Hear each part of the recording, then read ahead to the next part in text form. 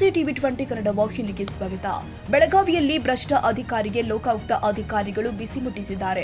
ಇಂದು ಬೆಳಗ್ಗೆ ಜಿಲ್ಲಾ ನಗರಾಭಿವೃದ್ಧಿ ಕೋಸದ ಎಇಇ ಮದನ್ ಸಿಂಗ್ ರಜಪೂತ್ ಮನೆ ಸೇರಿ 3 ಕಡೆ ಏಕಕಾಲದಲ್ಲಿ ದಾಳಿ ಮಾಡಲಾಗಿದೆ. ಆಂಜನೇಯ ನಗರದಲ್ಲಿ ಇರುವ ಮನೆಗಳ ಮೇಲೆ ದಾಳಿ ಮಾಡಿದ್ದು, ಹುಕ್ಕೇರಿ ಹಾಗೂ ಅಥಣಿ ತಾಲೂಕಿನಲ್ಲಿ ಇರುವ ನಿವಾಸಗಳ ಮೇಲೂ ಕೂಡ ಪರಿಶೀಲನೆ ನಡೆಯುತ್ತಾ ಇದೆ.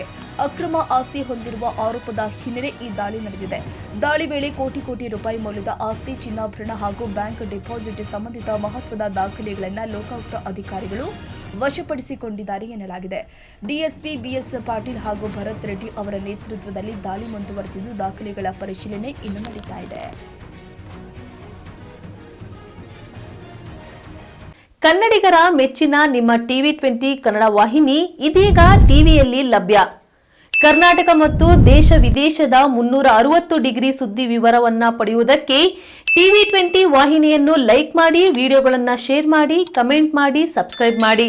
HCN ಕೇಬಲ್ 842 ನಂಬರ್ನಲ್ಲಿ ಹುಕ್ಕೇರಿ ತಾಲೂಕು ಹಾಗೂ ಸಂಕೇಶ್ವರದ ಸುತ್ತಮುತ್ತಲಿನ ಹಳ್ಳಿಗಳಲ್ಲಿ ಲಭ್ಯ. PCN ಕೇಬಲ್ 129 ನಂಬರ್ನಲ್ಲಿ ಹಾರುಗೆರೆ ಸುತ್ತಮುತ್ತಲಿನ ಹಳ್ಳಿಗಳಲ್ಲಿ ಲಭ್ಯ. ರಾಯಬಾಗ್ ಡಿಜಿಟಲ್ ಚಾನೆಲ್ ಕೇಬಲ್ 80ನೇ ನಂಬರ್ನಲ್ಲಿ ರಾಯಬಾಗ ತಾಲೂಕಿನ ಸುತ್ತಮುತ್ತಲಿನ ಹಳ್ಳಿಗಳಲ್ಲಿ ಲಭ್ಯ. UDCN ಕೇಬಲ್ ನೆಟ್ವರ್ಕ್ ಉಗಾರ ಸುತ್ತಮುತ್ತಲಿನ ಹಳ್ಳಿಗಳಲ್ಲಿ ನಿಮ್ಮ ಟಿವಿ 20 ಕನ್ನಡ ವಾಹಿನಿಯೂ ಲಭ್ಯ.